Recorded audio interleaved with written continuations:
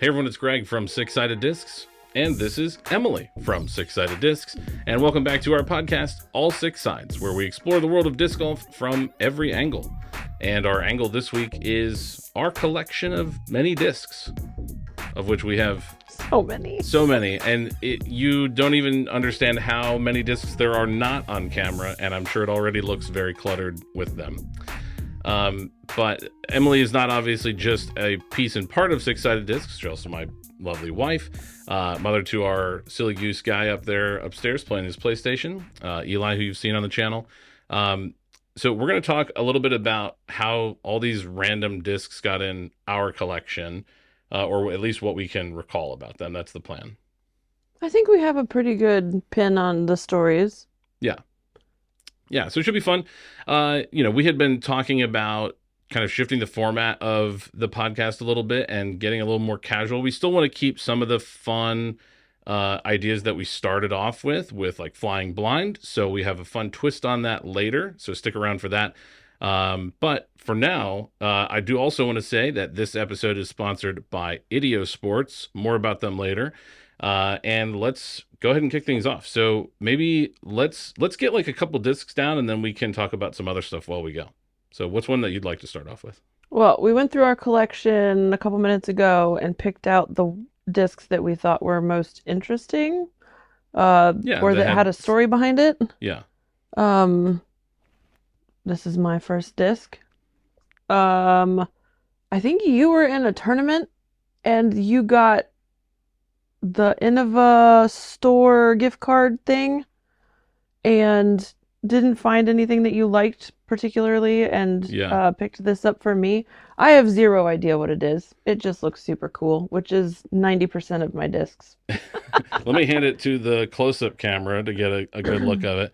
This is an Innova crate, Krait. I don't know what that means, but if I'm going off of like Innova's normal naming convention, it's some kind of bird, probably. Most of their discs are. It's, I think, like an 11-speed driver. I think I might have picked it obviously, we know that you're a big Jack Skellington fan, Nightmare Before Christmas, and so on. But I think we picked it also because, if I'm not mistaken, the crate is supposed to be like a neutral distance driver. So I've never thrown it. No, and you probably never will, but it is. It's too pretty to throw. It is. It was actually brought in from the van because it was in a bin for an upcoming video of straight distance drivers. So stay tuned for that in the next coming weeks. Yeah, and somebody's already scuffed up the top. It'll buff out. It'll be fine. You better hope so.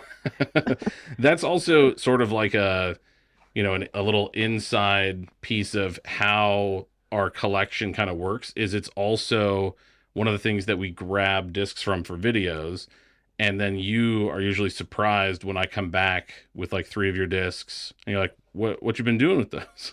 I have some stories further down in my stack, so Yeah. What can I say? I don't have any defense for it other than content needs content. So, I'll start out with one of mine, and I think this is there's actually several discs I could have used as an example here, but I'll show it to camera over here. This is an AVR driver, I think, from Innova, and you'll see it's a Happy Holidays stamp. And I picked this because Innova, we have a funny relationship with Innova. We have reached out to them multiple times to try and get a dealer account. And we can't get one because we're not a brick and mortar store, apparently. That's a problem. Or at least in their eyes. And I don't know. I've sort of given up on that, maybe. Unless Innova, if you're watching, please, can we make a deal or something? But because I've done a couple custom orders, they keep sending me a Happy Holidays disc around Christmas. Every year. Which, thank you. It's nice. It's a nice gesture. And a calendar. And usually in that same package, there is a price sheet for wholesale that I can't order. So that's just, it's sort of like we've tried is how we know that. Yes, yeah, I did. I was like, oh, well, they sent me a price sheet. Maybe I should order something, and it didn't work. So I just thought that was funny. It is a nice feeling disc. I think it's their like Nexus plastic. So anyways, funny story behind that one. Do you want to do another one, or do you want me to keep going? Because I have so many. I'll do mine next. Sure.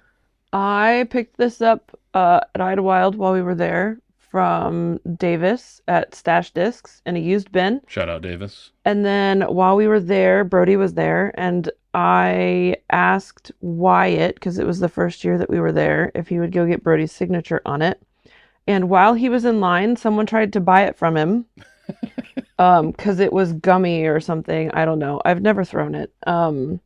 But this one feels special to me because Brody was the reason why Greg got back into disc golf.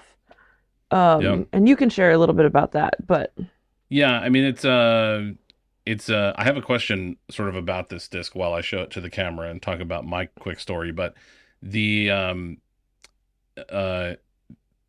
to give the short version because I think I've talked about it on camera before. I watched a lot of like Dude Perfect with my son during COVID. Like we watched many things on YouTube, and Brody did a video with Dude Perfect multiple times, and then around early COVID or pre-COVID, he did a video with Simon and Paul on Jomez.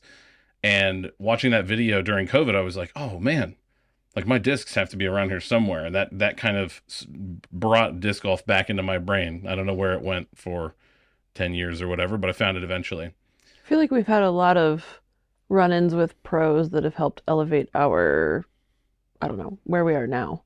Yeah, for sure. I mean, case in point, I'm sure most people, like longtime viewers of our channel, may have discovered us from Chris Dickerson Hmm. and the trip down to Tennessee where he signed this disc. Certainly propelled us quite a bit. So I was curious. This is a side question, not related to the collection, so to speak. But you said somebody said it was gummy. As a not disc expert person, It's how would you flexible. describe gummy? Gummy? Yeah. Oh, sticky. That's not gonna happen. I'm not gonna throw anything that's sticky. But this feels almost like an ESP Flex. It's Just like not, a yeah, but but it feels like it is. it's lightweight, isn't it? Because that's Yeah, probably it's why you bought it. 164, 166. And then I think that there's actually a second one here that's gray. I know that there one Mm. existed, but I can't remember if I With the actually same bought stamp. it. Yeah. Okay. Yeah, I mean, what you need to know about Emily's collection specifically, any discs that are hers anywhere in this house, they're either pretty or lightweight, sometimes both. We really try for both. Yeah, I mean, but Um, I don't know. That's like probably not, I don't think you would buy that just because of how it looks. But I yeah, I think would. It because says it Brody was, on it. okay, And all it's right, an Avenger SS, and I like the Avenger SS. fair enough. And I like Discraft. I stand corrected. Yeah, you are a Discraft junkie. That is true. Shh.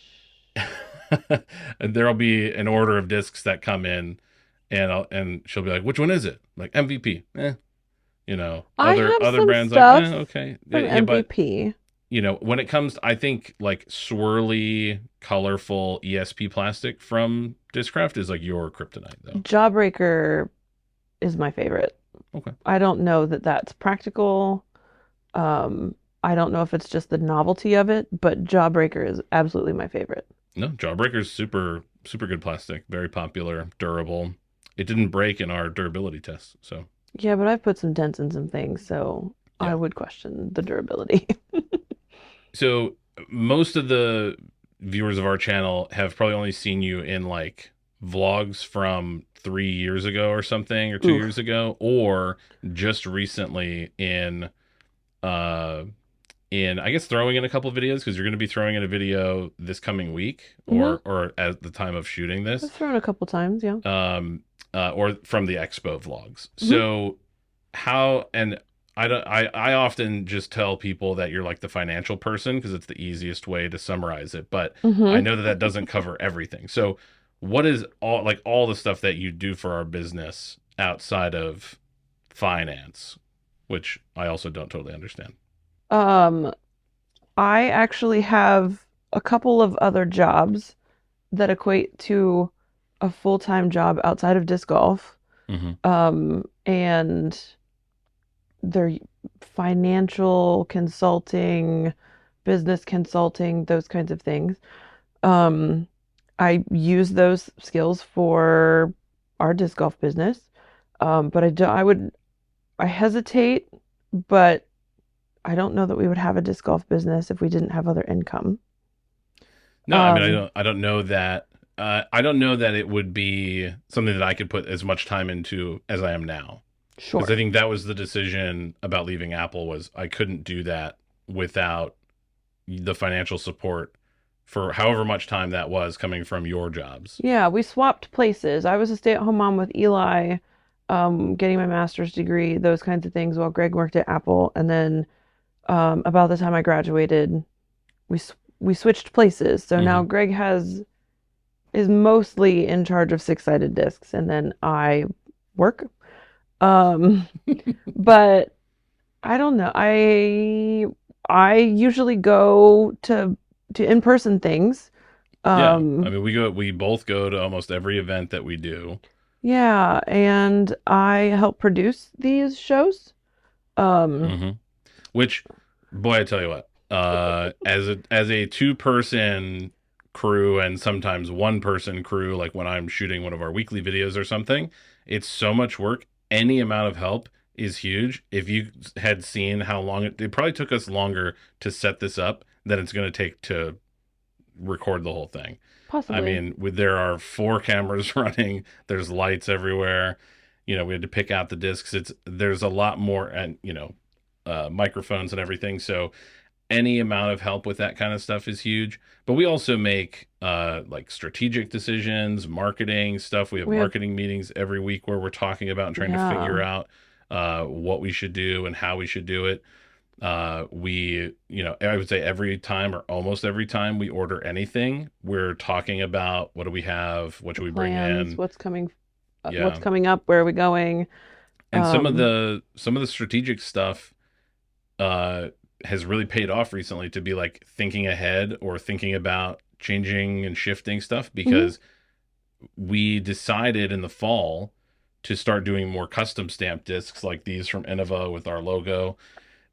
We did a run from MVP as well and several others.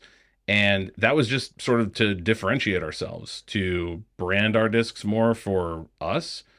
And it's hard for a smaller outfit to compete with big mhm. online retailers who have, tens of thousands of discs in stock and can charge less than we can. And then when we found out we were going to get to go to the expos, it was really important for us to have our own branded merchandise Yep. to differentiate ourselves from all the other companies there. And so that was a really important decision at a like perfect time to have the right kind of stuff for those opportunities. Yeah, and thankfully where I work now, um, everyone is very supportive. I have a flexible work environment where we can Well, and you almost go entirely work from home for both. almost entirely. Yeah, my work also requires a little bit of travel a couple times a year too. So you might see Greg in Arizona, not because we're taking a disc golf trip, but because I have a work thing. Yeah, but you better believe I tried to find time to scoot over to Fountain Hills Hmm. and Vista while I was there. And we've done that in Cleveland. I got to play a really good course near Cleveland called Punderson. Yeah, that wasn't recorded, but Yeah, that was yeah. just for fun, but it does present unique opportunities. So, Yeah. So we think I don't know, we have a good balance for the most part, but still trying to have your own business and the work-life balance and kids and pets and all that. and even just trying to it's I think we sometimes have trouble setting boundaries of like, okay, we're done working today, and then like 10 minutes later, we're having a work conversation, and it's like maybe we're not. Who knows? It's sort Yeah. of hard to figure out like where to draw that line because if you have like if I have an idea, I'm like, ooh, hey, Hmm. you're the nearest person to tell about this. Yeah. Cool. Well, I think I'm glad we talked about it because I think a lot of people, I'm on camera, and so Hmm. naturally, I think it's easy to assume that I do a million things, and I do, but I definitely don't do everything. You're doing a ton. Your mom helps out a lot, Diana, who Hmm. you also may see in videos randomly. She helps with a lot of inventory, like incoming intake stuff, putting stuff in the system, product photos, Packing, packing. traveling, Yeah, she comes out and helps at a lot of events as well. childcare. And then of course you all know Caleb throwing discs, and Hmm. so there's definitely more going on behind the We scenes. have marketing, well, marketing, family Hmm. people, Yes. and there are several We'll roll the people. credits. Yeah, there are several people that help out behind the scenes, but Yeah. um, the majority of what's happening falls on Greg. That's what happens when you're the face. That's what I signed up for. Um, cool. Well, let's take a look at a couple more discs, because that might be why most of you are here. Let's talk about this one. These are I have just like a random assortment of like collectory discs. I bought like a bulk Hmm. batch, I think of like 40 I don't collectible remember. discs a while back. And this is the last one I have actually from that order. This is a James Conrad Color Glow AVR. And this was not the intention of this video, but I guess if you see one of these collectible discs and you want to buy it, hit me up. You know where to find me in the comments or our email on screen here magically. Um, We're not it's in the collector yeah, disc market. I It don't just think of came with the myself package. as a collector, and I think a lot of these discs are more about uh discs that have some sort of sentimental value to us or an experience that we had, meeting people at certain times and Yeah, places, or people that we've partnered with for videos that have sent us stuff or whatever. So a lot of them tend to have some kind of story. I'm not sure that this has much of a story other than it has been in a video and it's hard to get on camera because it's enormous. I would say that it has a story. When we first Do you remember where it started, came from? yeah, Okay. when we first started disc golfing during COVID, we frequented a local course, and the gentleman that runs the course and was manicuring the course um, really enjoyed Eli, our son, his company, and how enthusiastic he was about disc golf since Yeah, all three of us were out, he would have been like four, four-ish, I five. think. Yeah. So every time we would go, he would end up giving Eli a disc. It was always a used disc. It was something that he would try to return to somebody or he found or whatever the circumstances.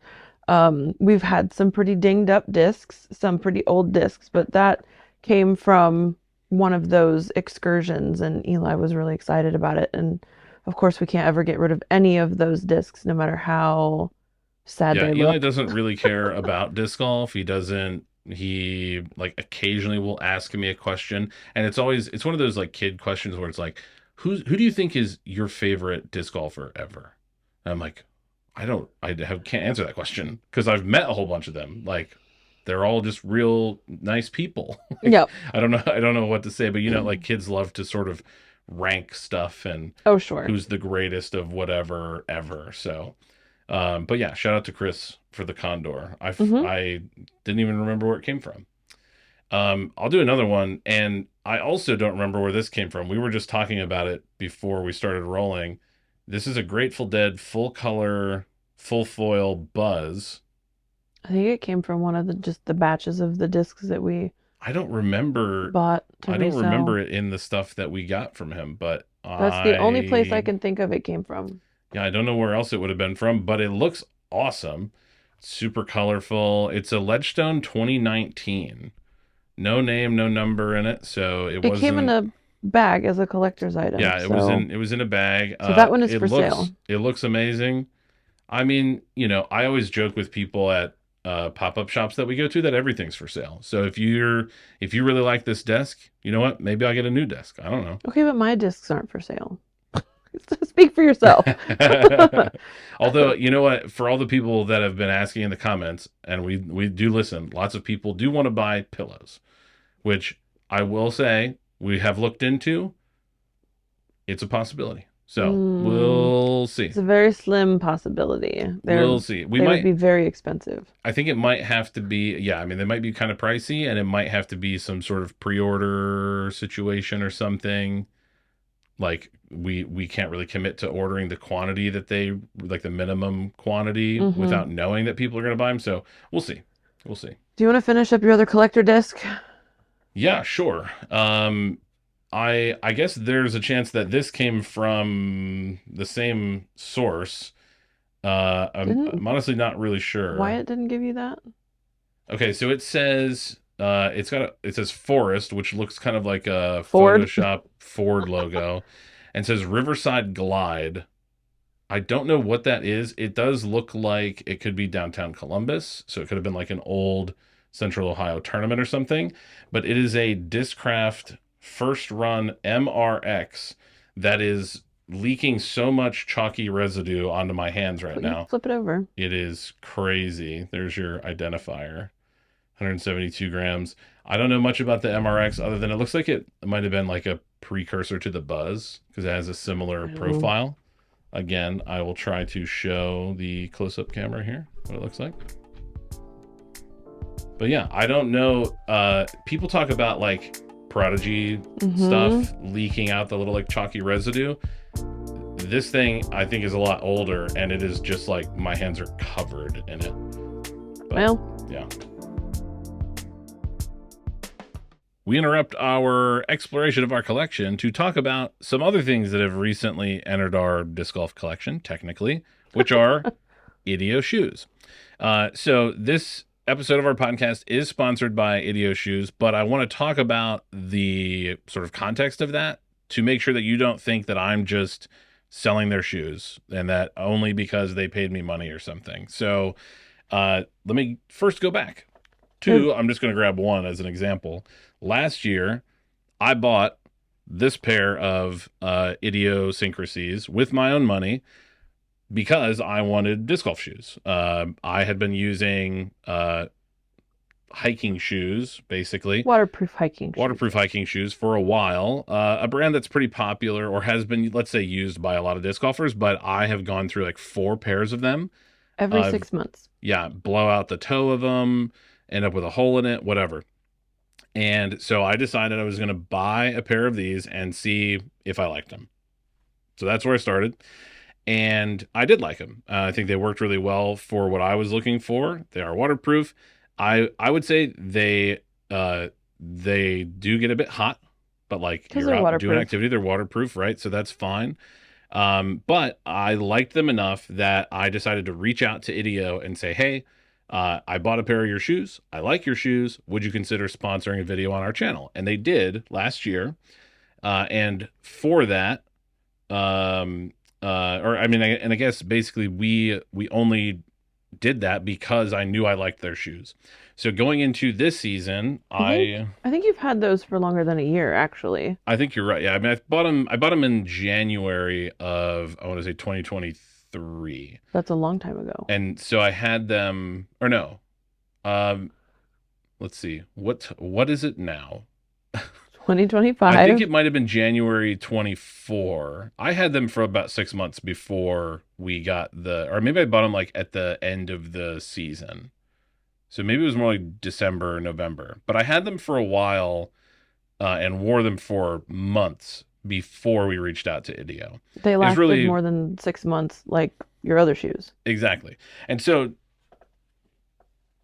I was and do still wear my first pair of syncrasies, and they still work. They do not have holes. Yeah, there's some bits getting frayed here, but they've held up better than any other shoe that I've ever used for disc golf, and that's saying something. And I really appreciate that. So when the opportunity arose to do another sponsorship with Idio, and they offered to send us new shoes, including both versions of their shoes, it felt like a great time to try out high tops because I have had ankle issues in the past. I had a torn ligament repaired and the whole ordeal.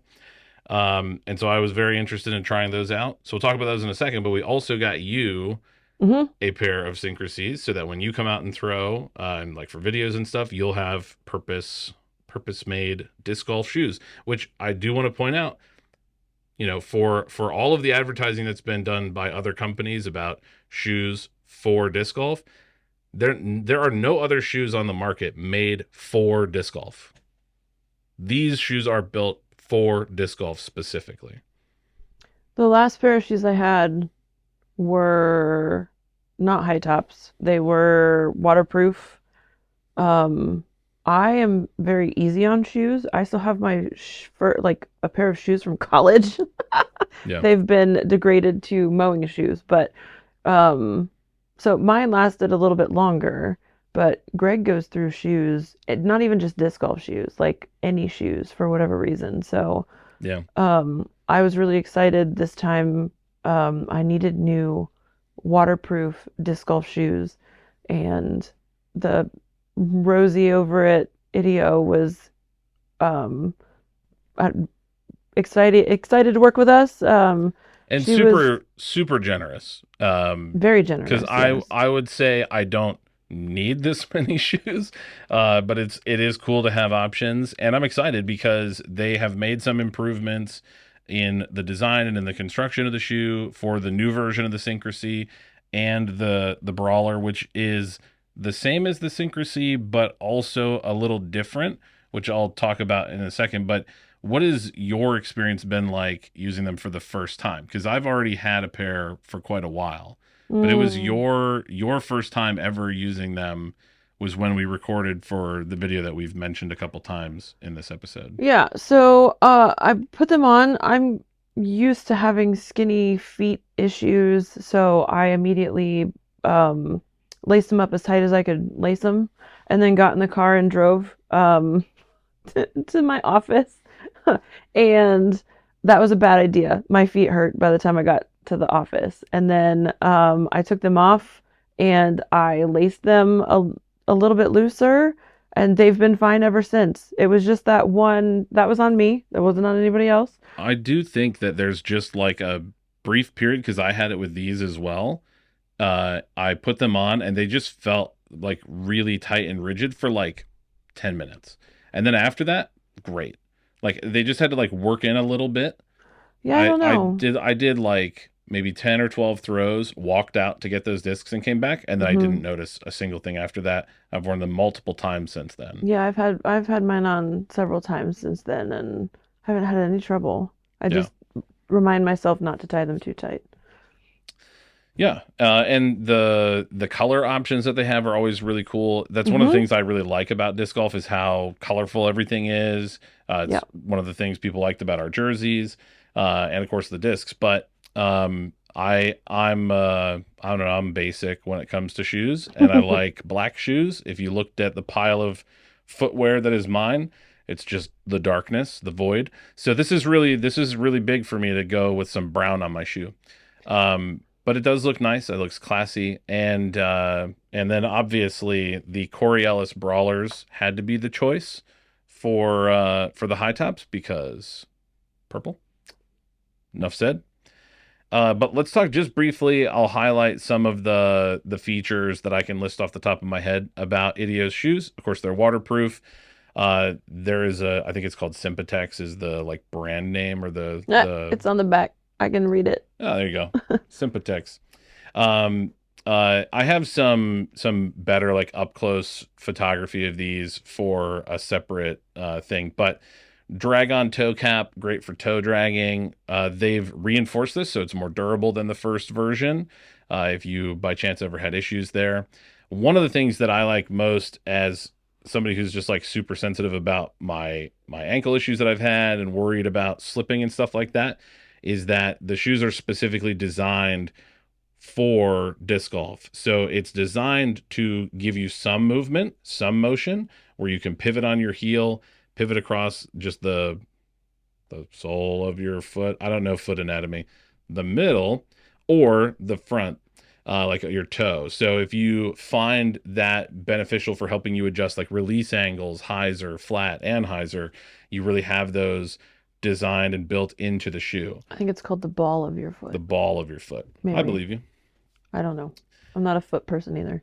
All of those things are true on the brawler as well. So the design of the bottom of the shoe is exactly the same. The big thing that's different on the brawler is this piece here. So it's a little bit less rigid on the heel than the Syncrasy, in my opinion, which then adds, I think, more support with the what's called the adaptive brace. So it's this really like flexible, stretchy material and combining that with, I guess, doesn't have to be their new lacing system, which is the quick lace stuff. There's a little pocket for it on the side, which I've stuffed it into. Whoop, there it goes. The quick laces are cool. And it took me longer than it normally takes to tie my shoes the first time I used the quick laces. Once I figured them out, they are quick. And so I think it's just like a little learning curve if you're not used to it, but they do all now ship with traditional laces as well. So there are options. If you're not a fan of the quick laces, you can try them out if you want or not. Doesn't matter. But I do like the Adaptabrace. It is a different feel. Like I'm surprised how different they felt in terms of like I would say maybe the Brawlers are a little more comfortable, at least for me, because it has that like extra support. But it's not the support of like a traditional waterproof hiking boot. Those are so bulky and they weigh Yeah, so they much. feel huge. Yeah. So Yeah. I think the Syncrasies and the Brawlers don't feel that way. They're Mm-mm. definitely a little bit lighter than like a traditional waterproof, heavy, like chunky hiking shoe or Mm-hmm. something. So if if you're in the market for any kind of disc golf shoe, we do recommend Idio. Yes, they sponsored this video, but I tried them first before I We ever would asked for a we sponsorship. would buy them anyway, And even we if would, we weren't yeah, we would sponsored. buy them even if we weren't sponsored. So consider checking out Idio Sports at idiosports.com. If there is a promo code to use, it is here. Check it out. Back to the video. A lot of the other stuff that I have has some kind of story attached with it. So why don't you Mhm. do a couple?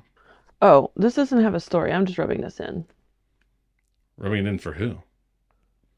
They don't make these anymore. People who can't get them. Yeah, they don't make these. It's a 148 Glish. Glish. I don't remember what color it glows on the edge, but we Blue, maybe. when we get them, I take out the ones I want. Listen, there's perks to the job, you know. The glitch We do get was first dibs, so you know. the glitch was a lot of fun when it first came out, and now I think I'm a Spore fan more than the glitch. Whoa! You heard it here first. Breaking news. Yeah. I think the Spore is a super cool disc. Don't we? We have one Yeah, somewhere. it's don't on we? this Like purple rack of stuff that got hijacked. yeah, I think maybe the wide camera can see it next to the dog on the floor, who's just chilling. He needs to be close. That's probably also worth mentioning is that we do pilfer our collection just to make there it is, just to make a pretty purple shelf of discs. Yeah, there's a lot of my discs on that purple shelf, and I feel it took us over an hour to get from the blue purples to the red purples. So I feel really weird about taking stuff out whenever I move anything, because it might take me an hour to put it back. But yeah, It's we sort of spent some time it's on like that. one of our most frequent argument topics in our Mm, entire marriage is what color is blank. Like yes. arguing about the accuracy of color. And I don't think like cuz I don't feel particularly strong about arguing about anything. Like I always tell people I don't like confrontation like the Toy Story dinosaur or whatever. Um and I don't like to argue about much, but like I went to school for graphic design. So 1 in 4 I men are feel colorblind. like man, that means there's a 75% chance that I can see colors. So, anyways, you can tell this is a There's some conversation tension. that's happened before. Yeah. Anyways, yeah, but you do love a purple disc. Purple was mine yeah. before it belonged to Six-Sided Discs. That's probably true. Actually, we were looking at pictures of our old house Mm-hmm. with some friends the other night, and I remembered looking at the pictures that my office was painted Manchester City blue because I took my jersey in Mm-hmm. to Home Depot and had them scan it for the paint color. And other rooms So were purple. true. Yep. Speaking of purple, I have a purple disc. This I have to get real close and kind of show the So contours. lumpy. I gotta show the contours here to the camera. This is an AGL Baobab, and this is actually out of Josh Jones's bag Mm-hmm. because he was ready to cycle in a new one. Josh was on our the old version of this podcast last year. He was very generous with his time. Absolutely. We had a great conversation. We also did a first impressions video on AGL discs. And then he wanted me to have one, so he sent me this one. And I've only thrown it once or twice for a Baobab. It's not like insanely overstable, which they typically are. But it was very nice for him to send it. So a little gift. We really appreciate that. Shout out, Josh. Hope you're doing well. Yeah, they're switching to Innova now. Yes, they are. Yeah, I'm News, news. curious to see what they come up with Innova and how that's going to work. Hmm. Innova's previous stuff with like Millennium and everything has always been like little mishmash versions of their own discs where it's Hmm. like maybe an old mold or this top mold and that bottom mold. I wonder if they'll have any creative freedom to come up with new stuff. We'll find out. To be determined. Cool. What else you got? You got another hey, look what I got disc? I do. I have thrown this though. It's one of my mid ranges. You said that the hex was overstable It's and glow. supposed to be straight, but yeah, in glow it's probably a little more Anyway, overstable. it's like 174. Of course, no one makes anything lightweight, but Yeah, you would want a lighter one, I think. But this is what I had. you're I mean the real reason you have that is you're a Halloween junkie. It's your favorite It's holiday. my favorite holiday. No one has any expectations. You get to dress up as somebody you're not for the day, and who doesn't love a bag full of candy? I Enough said. sold it, yeah. I think so. Yeah. I think there's like an element to that about disc golf too. Like the collecting pretty discs and stuff. It's just like fun to I mean, because it's also part of the excitement of all the candies. You look in the bucket and it's all colorful and exciting and whatever. I don't know. I don't know if that's really connecting the analogy. Oh well, the editor's not going to cut it because he's me. Here's a disc from, and this, a lot of our collection is stuff that's been in videos, such as this one. This is a Z-Swirl Zeus. And I picked these. We have like 6 or 7 of them, and I picked it for a video to find out what's the fastest way to beat in a disc. And this is the one that I ran over because I wrote "run over" on the bottom. Um, there's tons of discs around here that were in videos. There's like some of the putters that I was using in the 10,000 putts video Hmm. here. The rest of the pixels that I used for it are over here. Our There's discs stuff get everywhere. stored down here, and are a bit of the set dressing. And Mhm. then there's a lot more upstairs in a Uh, garage. I mean, I can see like 6 different stacks of discs from here that It's are totally ridiculous. unrelated. I got stuff that was from the durability test to give back to a friend of mine that he brought over, John. Shout out to John. And in a typical ADHD fashion, he knows exactly what's in every pile and where it is. And if I touch it, I'm in a lot of trouble because I can't touch it because then he won't know where it's at. Yeah. Yeah, that's just how it goes. One other thing that was in a video a while back and that I just keep sort of as a novelty is this 3D printed disc from NSH Customs. It's the 1701, named after the Enterprise, Star Trek, Trekkies Unite. It's It's a just a weird really, disc. really interesting like example of the technology, which is the same reason that I keep around a CNC disc or a couple of them from Protoflight, because I love, anytime I have an opportunity, like we have friends over for dinner and they're curious about disc golf, I don't just want to tell them, oh yeah, you take a disc, you throw it in a basket, whatever. I love to try and show them some of the little nuances about the sport and how things are different and show them a traditionally injection molded disc, a 3D printed disc, a CNC milled disc, Hmm. different plastics and be like, hey, look at how crazy different and interesting all this stuff is. And whether any of them end up interested in disc golf or not, who knows, but at least they see all the cool stuff, cool things I think It's so about it. interesting. Yeah, for sure. People don't usually have a set in their basement. No, no, they don't. Hmm. We almost threw, and we might be throwing a wrench. This is, I don't know, kind of wasn't a planned topic to talk about, but we almost threw a wrench in our whole recording plans and everything after putting time in the off season into the studio. We went and looked at a house this weekend. We went and looked at property, Yeah, how a house and property there this was a house past on the weekend. property. There was. We I've talked about this before in videos, and I think I've definitely talked about it in person, but it's not that I don't want a retail store or something like that, or like a pro shop, but I want it at a course that's ours. Hmm. And so we have on and off for several years now just checked periodically to see if we can find a property with the right combination of stuff we're looking for, the right kind of land that's usable for what we need. And this place we looked at was pretty cool. It was like on top of a hill, which we thought might lend some interesting stuff. Turned out it was very steep. It was the house was on the only flat spot. Yeah, and obviously it doesn't have to be flat for disc golf, but there definitely wasn't room to accommodate a very nice 18-hole course, and it also might have been a little small. So Whatever went down the hill was not coming back up the hill. also true. But we would have had to build a whole new studio and all kinds of other fun stuff if and when we ever get to do that. So you know, anyways, tell us about your. This is like one of your favorite discs, Hmm. isn't it? Yeah. Um, this is a 2022 Ledgestone Z Metallic Avenger SS. I don't really like to throw a whole lot in Z plastic, but Greg got me this from D-Glow when he Mm-hmm. went with Rich in 2022, I think. I almost didn't buy it because it wasn't purple.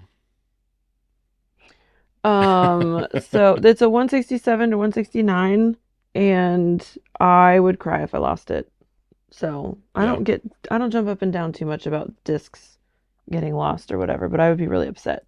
But this is one of my favorite discs. I think it's also one of your farthest flying discs. Like on average, I I don't know. mean, yeah. I do If actually I throw had this to, one. if you were to ask me which one should I throw to fly as far as possible, it would probably be that one or something similar. I also have a, it's not here because it's right over there. I can see it being used in a video, but you got me a Pop Top Scorch as well from that Yes. event that was teal and purple. Mm-hmm. Reasonable combination. You threw it in that video. Yeah, I threw it in that video, but I also really like that Scorch, and I would be upset if I lost it. We didn't lose it. No, we didn't lose it in the field that we were throwing it in, but I get ever so touchy about that stuff, which is my next set of I discs to talk about. I don't think we've like it is a concern when we go to record and I try to write down what we're going to be throwing Mm-hmm. because we take an entire bin and it's I think it's different to like going out and doing field work with your bag Hmm. where you know exactly what discs you had in your bag. Yeah. So like you don't necessarily have to count them. You're just like, okay, this is what's always in my bag. These are my mids, these are my fairways, whatever. But we're taking out a bunch of random discs. They've maybe been in the house for like a week. I have a bag across the room right now that I'm ready to go record when it stops raining. That's mostly discs that I've never thrown before, and I could easily forget one of them on the course. But I think we've done pretty well. I don't think we've left many out in the field. And one Well, time I realized I did. I had to drive back to the course, and it was still there. So we it's been an evolution. When we first started disc golfing before we had a business, I every time I saw a disc in the air, I was like, there goes 20 bucks. And who knows if it's coming back. It used to make me really anxious. yeah, And then we evolved to getting them wholesale, which is a little bit better, but sometimes the discs leave the shelf and I don't even know where my disc is or what it was used for. Um, I wonder how many. Because I know the demographics on our channel. So guys, how many of you have had a similar reaction from your partner or spouse about throwing money out into the woods? actually, my next disc, this was in the video on weight. We had a whole bunch of people throw it, didn't we? I think so. Was it weight or was it the 5 levels The video? 5 levels video. Yeah, because Sorry, the yeah, 5 levels video. And that was fine. This disc isn't the prettiest disc, and like I said, I don't really like to throw the Z plastic that well. hmm But I think I had one. almost identical to this, and you and a friend, you were taking him disc golfing for the first time, and he lost it, and I said, don't take this one specifically. Um, so I never did see that disc again. But the good news is I think I got this from Davis too. Uh-huh. At Idlewild, I have a very beautiful ESP Flex Heat now to replace this one, although it is kind of heavy. So I think there's at least, I'm looking at the shelf down here there's behind like the a desk. dozen Heats. There's probably several other Heats in there, which I is, it's a good disc for you. also have a Jawbreaker Heat, and I like Jawbreaker best, but it's also heavy. It's so frustrating when something fun comes out and I look through the box and there's never anything lightweight. It's so sad. Well, since we've been to the expos, and we now know that from multiple examples that some of the retailers, or excuse me, some of the manufacturers we buy discs from watch our videos, Discraft, you got to make some lightweight plastic. I'm just saying. Even the There's prototype people, stuff. there's people that want to buy it. I don't buy it. I take it out of the box. There's people that want to get it at wholesale and sell the rest to other people. There's some manufacturers we can go through the spreadsheet and pick out some lightweight discs, but it's Yeah. fairly few and far between, actually. And then sometimes you get really yucky colored discs in a super lightweight, and you kind of just have to go with what you can get. Mm-hmm. So that makes it more difficult. Hand me your Heat so I can show them to the camera, because Oh. I realized I forgot that we have 19 cameras in here. Did you show them the Z metallic one? Yeah, we'll show off some of these. So here's that Jawbreaker Heat, super It's a pretty. Ledgestone one. I'll stack them up for I a like the second. Ledgestone stuff This Heat, this as this well. brown Heat on the desk It is looks, invisible. it's purple. Yeah, it's like a maroon purple kind of thing. This Flex one's kind of flat. It's a little bit different, but Yeah. yeah. And then hand me your Avenger. The Avenger SS does look nice, and I mean, It what is does. it? 167 It's to perfect. 69. I don't know that It's you good could weight. make that any more perfect. Yeah, it's a good weight. Nice color, cool stamp. Mhm. Sometimes less is more. The black stamp just looks nice. Yeah. Love that disc.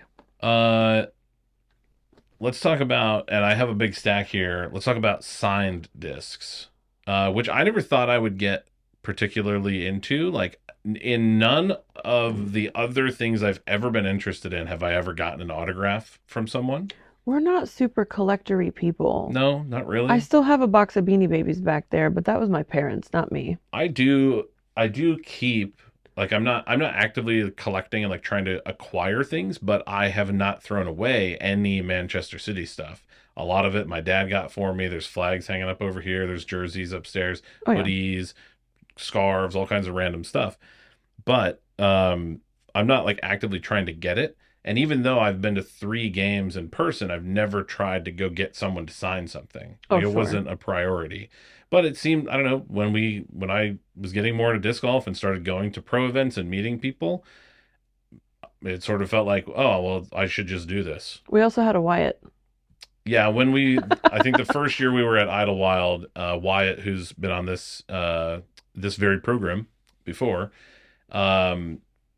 was super gung-ho about running over and getting autographs from everybody who was there. I think it was his first Pro Tour event too, I don't right? know about gung-ho as just as much as willing and outgoing. He was willing, and we were working. So it was hard to get away. But I think, if I'm remembering correctly, the first disc I ever had signed was Chris Dickerson. I think so. So that has been on the set, in the background of most of our videos, kind of the whole time that we've been doing this sort of studio setup in the old Black Void and now in Purple Town, or whatever you want to call it. And it just sort of reminds me of making sure you take advantage of opportunities, because I think had 200 subscribers when we went down there to meet him. Mm-hmm. And it was a super spontaneous thing, and it just worked out so well. The timing, he had just joined Discraft. Nobody had seen him throw yet. And he was like, yeah, sure, you can come play a casual round and record it. And it's like, I don't know, it was just like perfect timing. And I think disc golf was also maybe almost peak hype at that point. Like the COVID boom, I think was at its peak. We were like in the first full off season Hmm. post COVID, and everyone was so pumped for disc golf to come back. And then we had the US champ who just won USDGC with that disc. Um, it was just perfect timing, but I like having it around as a reminder. But I'll go through these other ones fairly quickly. This one we had signed last year. This is a End of a Halo boss with Juliana Corver and Jem Oates. I hope I am getting his name correct. I'm fairly confident on these things usually. They were here. They came to the Brent Hambrick Memorial Open Hmm. Pro event last year. And so we went over and chatted with them a little bit, or I did, and I got this signed. It's a pretty disc. It's It from is. U.S. Women's DGC, Disc Golf Championship. Looks awesome. And it's Um, lightweight. Imagine that. this one I got from Scott Stokely when he was at Hambrick 2 or 3 years I ago. think yeah. Because we went, Rich and I went to his seminar, Hmm. and I've since gotten to interview him for our podcast. Yeah, we've talked to We've him done multiple first times. impressions on Stokely discs. We've had a lot of Stokely stuff on. But big fan of him, and it was nice meeting him. This is an Undertaker. This must be from D-Glow. I don't think I was there for that one. So my first Disc Golf Pro Tour event was D-Glow. I went to caddy for our friend Rich, who you've also seen on this channel in the past, or could still find videos of. And this is a bunch of Team Discraft people mostly. I think we got Cole Redolin, Dickerson, Benjamin Callaway, Paul Ulibarri, and Adam Hammes, looks like. So I'll give myself a 10 out of 10 on identifying signatures on that one. And then this was from, I think, That was from our first year at Idlewild. yeah, I was just going to say, this was from Idlewild. So this was one of our Discs in the Details stamped Thought Space discs. And I grabbed a white one. And I just had Wyatt get like any Anyone and everyone. pro with a pulse to sign this. And so I can't identify every single one, but there's a lot. Whole bunch of them on there. Hmm. We also got a Clash. What is this disc? Salt, which is their version of a Destroyer, I think. Signed by Erica Stinchcomb. Honk, little hot geese signature on there. Honk, honk. I think at the same, this was, I think, Idlewild, maybe the second year with Erica. And then with this one, this is from Mason Ford. This is on a mint Mustang. Cool disc. Cool stamp. This was also from the Brent Hambrick Memorial Open. This is an Andrew Presnell stamped something. What is this? Thrasher. I could have figured that out. Don't you guess discs blindfolded? I do guess discs blindfolded, and actually we're gonna do that in just a minute. So we'll circle back to that. Let's see. What do we got here? This is an Innova Wraith. Calvin Heimberg, Big Germ, Cole Redolin as well, for whatever reason. A little DGPT stamped one. This was probably also from D-Glow. I think I Doesn't look grabbed familiar. another disc that was not Discraft for other people to sign, like Innova Pros or something like that. This is a fun one. This was from a run that we did with Millennium. So it's a Helio Sirius Scorpius. Cool colors, really liked it. And this one I got the whole vlog squad, I guess you could call them, to sign it. Alden Harris, Gannon Burr, Isaac Robinson, Ezra Robinson, and Gavin Babcock. They were all hanging out at our tent, kind of, or walking past our tent the first year at Idlewild. Yeah, it was we got the signatures from all of them at different times. I think Gavin Babcock was like walking through the vendor area and Wyatt like ran over and had him sign it. Isaac Robinson, after the tournament was over, was just kind of walking around. Ezra, I think he was the first one, and we had him sign it at the meet and greet on Wednesday. Mm-hmm. And then we were like sitting on it trying to get the others. And then Gannon won Idlewild that year. Mm-hmm. And I thought we missed the opportunity for him to sign it. And then, as you may have seen in that, or no, not that video. what was it? Oh, it was our 5,000 subscriber special. Yeah. In the like outtakes of that, basically, Gannon and Alden were just like walking by our tent after the event was over, and I'm like 40 minutes after it was over. So maybe Hmm. he's doing all the interviews and like media stuff or whatever. And I was like, hey, come sign this. Please. Yeah, which is also the same time that they, along with many other people, threw this disc.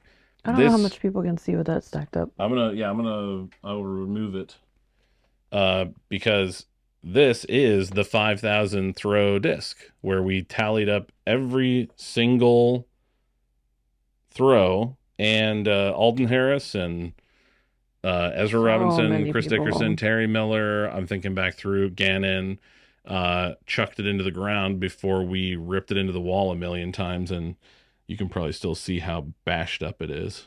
So, Hmm. but that's another one of the like that was just a fun, crazy idea for Hmm. a milestone or whatever that we still have around. So, anywho, um, you want to talk about your last disc? This came from the expo in Dallas, Mm-hmm. Disc South. It was just in a video. Disc South is on the stamp, but Dave McCormick was walking past our booth and he said that he had a gift for me and gave me this. I don't know much about it. Greg does. It was in a video, but it's purple and Yeah, it's has glitter in the rim and it's really pretty. But I haven't gotten to throw it yet. it's one of their Odyssey overmolds. It Hmm. is a domey one. Ironically, or unfortunately, the other Odyssey that we got from them, that we got when we were in Massachusetts, Hmm. is flat and lighter and would Mm, actually fly better for you. well, This domey one was actually kind of overstable. So it's pretty. they're supposed to fly like the other one. Sure. Yeah. Just a couple other discs to talk about, and then I think we'll close out this particular episode with a game of Flying Blind, which I'll preview now real quick because we're gonna mix it up. Normally, we have a guest on, and they bring discs from home, whatever they want to bring out of their bag, their collection, whatever, to try and see if I can guess it or not. But you are gonna pick discs from this room. So there's a decent chance I should know what they are, We'll but see. but maybe I won't. I don't know. I'm also still hoping we see the Jay Millie cut, the Jay Millie cut of Flying Blind. Hmm. So We'll still find keeping out. an eye out for that. All right, I'll run through these real quick. So the first couple of these were gifts. I don't know that I actually talked about this in the Disc South Expo vlog, but this is an Erica Stinchcomb signature ozone from Trash Panda. It's actually a like an X out because it has these little like black dots in it. But Jesse gave this to me and let me kind of pick one to test out in our video It's so pretty. from Alex Clark. I still remember the name of the course. Cool. Hmm. Yeah, and if, I mean, he handed me a purple one and a pink one, and it was like, dude, it's obviously the purple one. But it looks great. I have thrown it a little bit, and I think there's a chance it might end up in my bag. If I don't take it first. Sure. Spoiler. Oh, well, we'll see how that goes. Jesse also, unrelated, sent me this glow inner core, which was super nice. He actually sent me a couple, and I think it's okay to say I regifted one to a friend of mine who is like a huge glow junkie. Like he actually throws And glow, unlike friend of the myself. channel. Friend He's of the been channel, very absolutely. supportive of our He endeavors. he's one of our Patreon supporters. He brought over a bunch of discs for the durability test where we were chucking them into the wall. He helped throw them into the wall. Hmm. So shout out to John as well. But I've also thrown this a little bit and it flies pretty nice. So the inner core might be, it's battling with my proxy. But my bag, this might be a whole nother conversation. I won't get too far into it, but I might just be switching to being like a forehand guy. I don't know. This one will probably end up staying in the collection unless I really like how it flies when I go out and throw it. But this is the next disc. I hesitate to call it mold from Protoflight. This is the spindle. We got this from them at We were Disc South. gifted. This Yeah, from them, yes. a gift from them, and we very much appreciate. I really enjoyed making the video about their discs. I'm excited to see what they do next, which is this, and I'm excited to see how it flies. I have thrown it, I think, once, but I wasn't recording it that day, and so I wasn't really focused on it. So, no spoilers on how it flew. Last disc in the collection, and ironically, not my disc, not Nope. your disc. Nope. Probably the most I don't know, collectible disc in the whole building here. This is a 5 claw force, and it's Eli's. Didn't we get a bunch of those and he just picked one out and said he wanted to keep it? I no, someone gave this to him. I think it might have been Chris. It might have been somebody else. I don't remember. I don't know how we acquired it or where it came from, but it's Eli's. I definitely can't get rid of it. So if you want to buy it, you have to talk to him. Talk to me, and I'll talk to him. Because honestly, I keep looking at the camera that has the disc on it, but I should talk to you guys. Um, you know, if you make him an offer, he might take it because he has a long list of things he wants to buy. You know, he's about to turn 10, and apparently 10-year-olds want to spend money. What about the disc in the box beside you? Oh yeah. I mean, so this is the rarest, coolest thing around. It might have been thrown before. I think it's been thrown It before. does. Maybe like once or twice in a field. It but does look like it's got a little scuff on it. I don't know if I can get this out. Oh, I got it. So I mean, you all know what this is. Seen it before. You've seen, you saw when these were released and how much crazy money people were selling them for. I think, so firstly, I mean, who doesn't love Simon? His videos are fantastic. Mhm. I watch them all the time, and I just like how authentic he is. And so just for myself, because he, in the same way that Brody has a piece of that, like, how did I get back into disc golf story? Mhm. Simon was in that video too. Paul Macbeth was in that video too. I've been fortunate enough to meet all three of them at different points in time, and Jomez for connecting all those people together in one thing. And then, of course, I binged like 8 years of Jomez Mhm. after watching that video. So this is sort of probably another one of those, like, I actually have some sentimentality toward it because of what it means to how we ended up here. Not the prototype Simon line specifically, but it's kind of like one of the rarest Simon discs of the modern era Simon. So We just picked a disc that we thought looked super nice, and he was very kind to sign it in a good spot. yeah, So yep, he let us pick. we appreciate that. like it. It's in that stupid case, and that case just keeps getting moved from one place to another place to like sat somewhere else, sat somewhere. So sometimes we forget where we put it. Yeah, We should probably pay more attention, but anyway. for as much, and this is like the funny part, is like you see that we took time and effort to like put the studio together, and for some of the discs that are on display, but like outside of that, there's no like disc golf shrine where things are framed or whatever. Like, No, there's not. maybe You very much live by the motto that discs should be thrown, that they're Yeah. not to just sit on a shelf. So we really try really hard to limit the amount of discs that we have that are valuable. We're happy to keep things that are sentimental to us, but discs should be thrown. throw your discs unless they're unless you're sentimental and you want to keep it forever and ever. Yeah. So. Well, hey, that's our sort of random, tiny little piece of our collection. And to close things out, let's play a little game of Flying Blind. I'm going to blindfold up. If you haven't seen us play this game before or seen me play it, I touch a lot of discs. That's my job. I spend a lot of time thinking about them, staring at them in weird angles and ways. And that apparently has helped me learn what lots of discs feel like, even with old disc residue on my hands. Gross. So we'll see if I can guess some discs from this room. Emily's going to pick them out right now. I have no idea what they're going to be. And we'll see if I can guess 6 things about them, which I'll talk about in a second. All right, to borrow a phrase from one of my favorite YouTubers, as you can see, I can't. This is a fun game we like to play called Flying Blind. I have to blindfolded guess discs just based on the feel in my hand, as my accent is now magically changed. I don't know what happened there. So Emily has selected 3 discs for me to guess. I'm guessing 6 things. I'm guessing the disc type, which would be like putter, mid-range, approach, fairway driver, etc.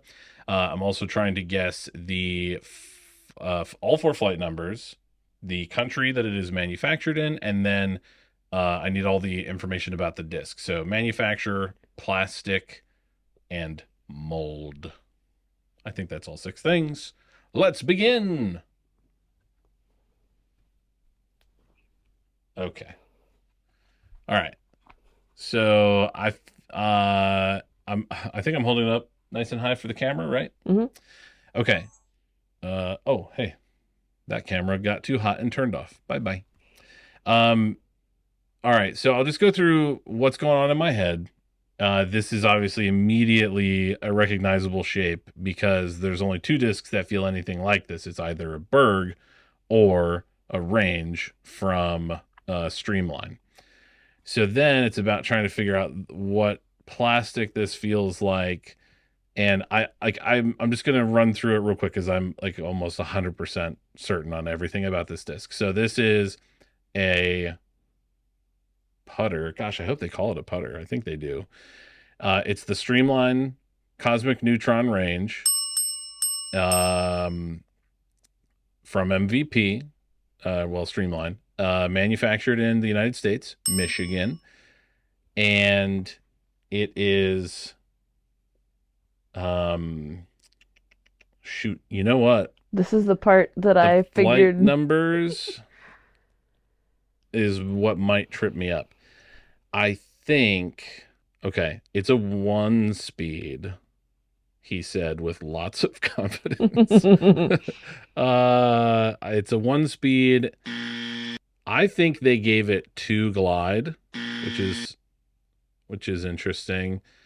And I think it's, man, is it just 0, 0? I feel like one of the other flight numbers is a 0.5. So let's say that it's 1 to negative 0.5, 0. And you're not going to know that because this is the purple one. That's a limited edition stamp, right? I just wouldn't know because I don't know. Yeah, Greg will fact check this later and we'll find out if I was right. I do not feel confident about the flight numbers at all. But I was right on everything else, yeah? It's a Range? Yeah. Yeah.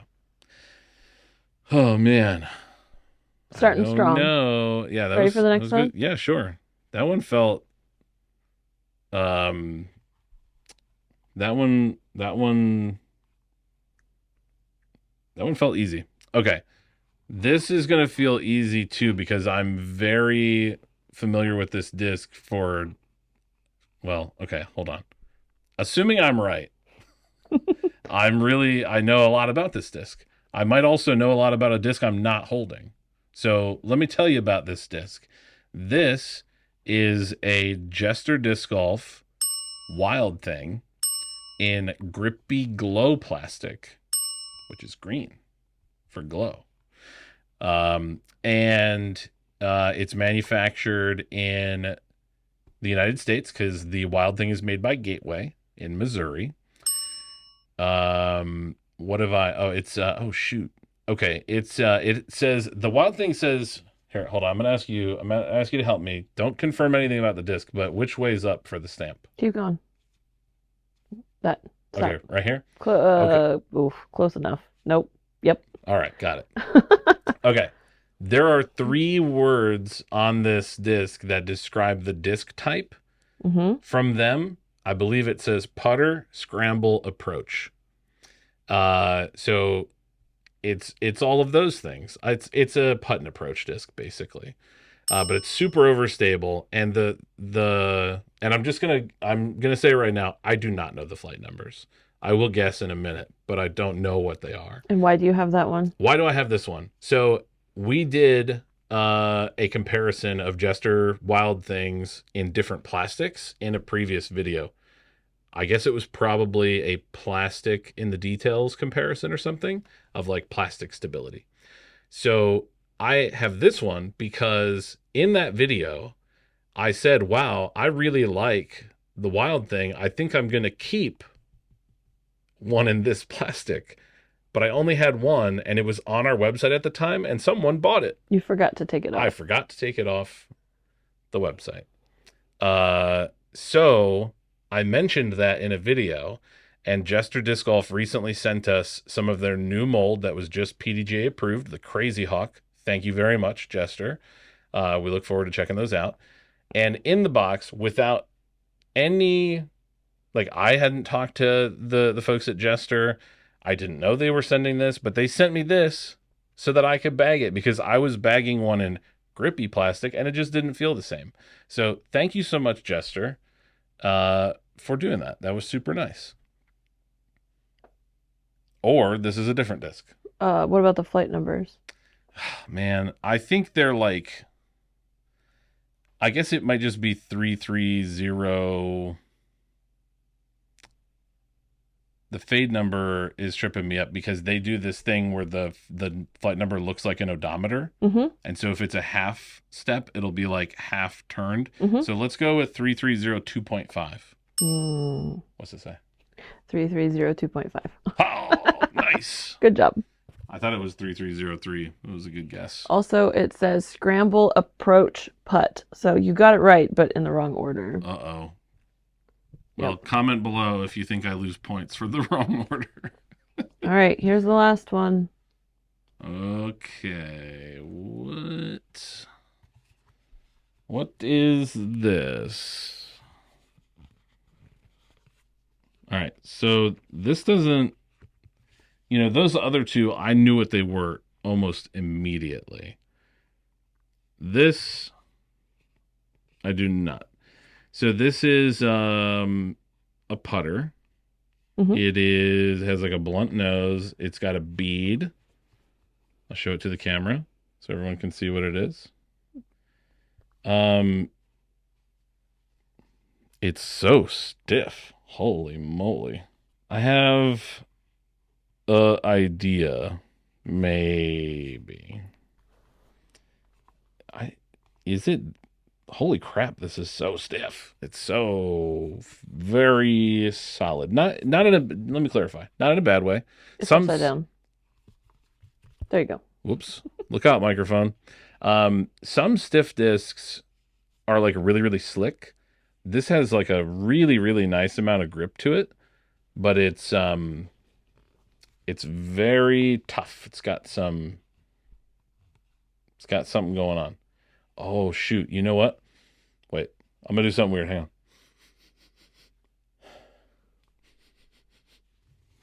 on. Okay, I think you might be trying to trick me. Well, I don't know that you're trying to trick me. I'm tricking myself because I can't see anything. Initially, I thought that this might be the Gateway 44X prototype putter that we had in a recent video because it is also very stiff, very durable. But this feels and smells very recognizable. So this is like just you can't explain to somebody how discs smell different without really identifying how much of a disc golf nerd and weirdo you are. But gosh, I really hope I'm right about this. Or I'm just going to look like an idiot. So this is a putter. I'm almost certain it's Discraft. And the plastic, I don't actually know what this plastic is called because when they do this run of plastic for the Fierce, it is called like Special Blend or something. So I don't know that it actually, I guess that's the name of it. Like it doesn't have another name, but I think this is Ricky's new prototype putter, which also doesn't have a name as of the time of this recording, because that's what it's called on our website, is Ricky Prototype Putter. But it has a smell. It has a smell to it that is just there's something about certain plastics from Discraft, rubber blend, like the Luna rubber blend, has a particular smell to it, and so does this stuff. And it's just got a thing. The other problem is I don't know that this officially has flight numbers. So, If you had to give it flight numbers, what would they be? well, I did sort of give it numbers when I put it on our website, and I think it's like 2502 or something like that. So I believe that this is what we're working with, and therefore it's also made in America. All right. I don't know if it's made in America. But is it a Ricky Raptor skin thing? Yeah. Yay! 3 for 3. I you know, comparing this to my other experiences guessing discs blindfolded, it's definitely an advantage that they're coming from this room. All right. Well, we all hope you enjoyed this iteration of All Six Sides. We're still kind of feeling out what this show is like, this podcast. I don't like labels. It's going to be something. But we want your feedback. So if you like this kind of less structured version, let us know in the comments below. And if you'd like to see Emily more, I would agree with you because I like to see her a lot. So thanks for hanging out.